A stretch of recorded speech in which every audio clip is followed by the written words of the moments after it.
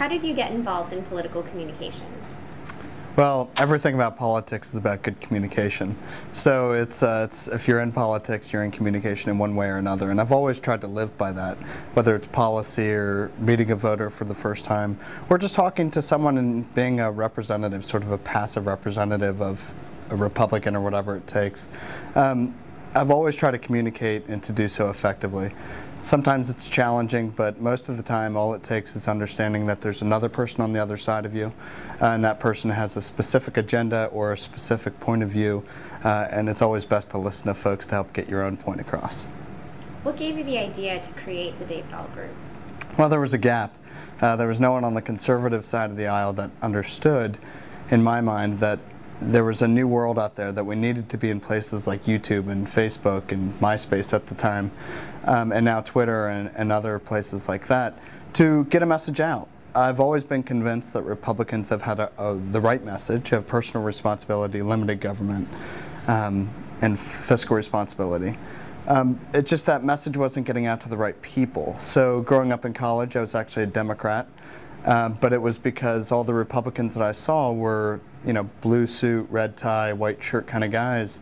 And to me, that just didn't work. And Bob Dole was actually the national spokesman at the time, running as a Republican in '96.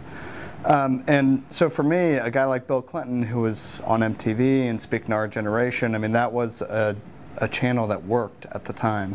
Now there are new channels that have opened up, and Barack Obama has used those effectively, but it wasn't until I got out of college and finally communicated with someone who communicated with me specifically about why they were a Republican that I realized that I had been a Republican all of my life. DAG is a modern grassroots communication project. What exactly do you do? Sure. Well, it's always easy to put into just a mouthful, but we say we're an interactive grassroots firm, and what that means is that we build support for issues and causes that people care about, that our clients care about, to help them win campaigns and to win when it matters most. Do you have a good strategy going, like a set strategy that you like to refer back to? Yeah, I mean, I'm from Ohio, and I've come from a world of Woody Hayes, where he was a famous Ohio State football coach. And his famous quote is always, to win a game, it's 3 yards in a cloud of dust.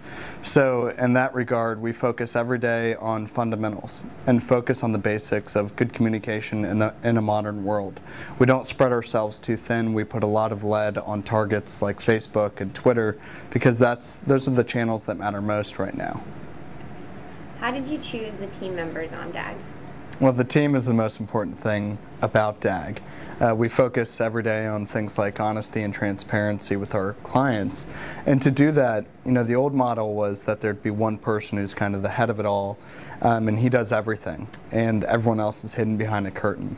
But that's not the way it works in the modern world. It takes a lot of people to do anything effectively on the internet.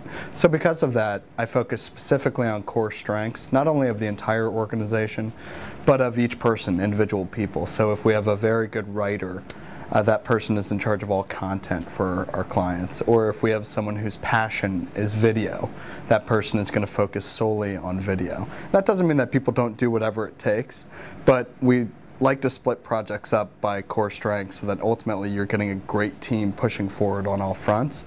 And it means that we can be more effective for our clients over a shorter amount of time. Can you tell us some of the clients that you've worked with? Sure. So we work with groups like the RNC, the Conservatives in the United Kingdom, the Heritage Foundation, the Manhattan Institute, the Club for Growth, the Newt.org with Newt Gingrich, Pajamas Media, PJTV, Media Research Center.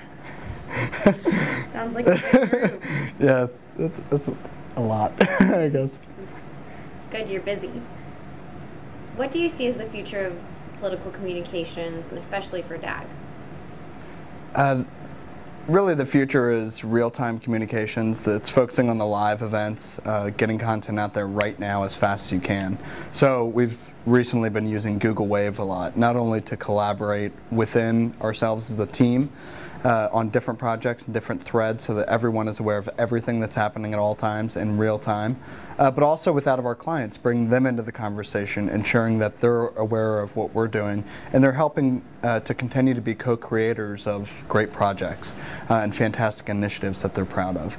So with that regard, what is the future? It's really how we better harness this ubiquitous internet and this approach to communications, and ensuring that good messages get out to people through word of mouth. And the best way to do that is acting like modern paper boys and delivering it one person at a time. What sort of role has the media played most recently in shaping communications?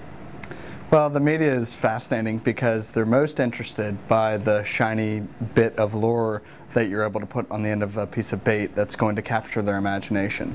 And I talk about sort of fishing and that analogy because that's how I always focus on getting a message out, is by using technology and a little bit of innovation to help drive the ball forward, because that's really going to get people saying, wait a second, this is really neat. They're using Facebook to respond to the State of the Union. That's really fascinating. And they're using Ustream, and that's all really neat.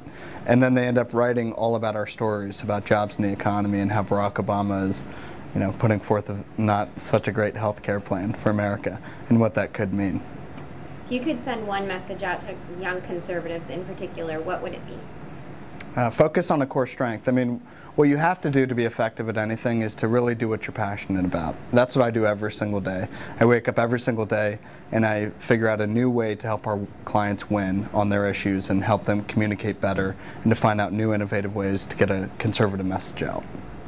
Could you tell us what conservative means to you? Sure. I mean, for me, it's primarily personal responsibility.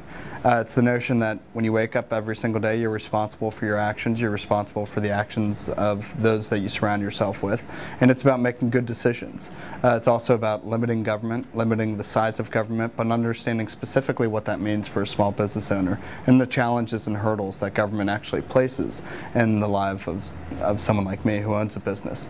And that also creeps into healthcare and kind of the cost of healthcare, the idea that maybe there's a reason why everyone in America isn't insured, and not that we shouldn't work to insure everyone that wants to be insured, but there are a lot of folks out there who just don't want to be insured, and they don't care about things like preventative health care that could end up helping our nation's health overall. So personal responsibility, fiscal responsibility, and limiting the size of government.